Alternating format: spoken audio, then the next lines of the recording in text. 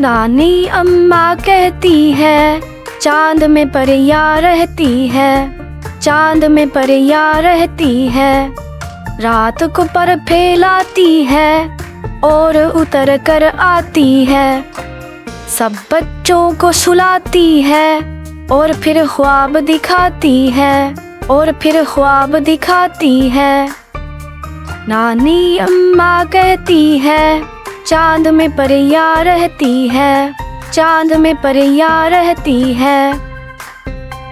मैं तो आज न सोऊंगा, रात गए तक जागूंगा। बाहर बाग में बैठूंगा, चांद की परियां देखूंगा, चांद की परियां देखूंगा।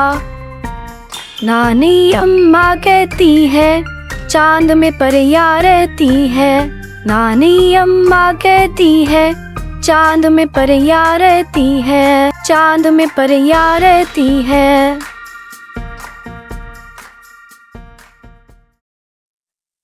मज़ीद वीडियोस देखने के लिए हमारे चैनल को सब्सक्राइब करें और बेल आइकॉन दबाना मत भूलिएगा।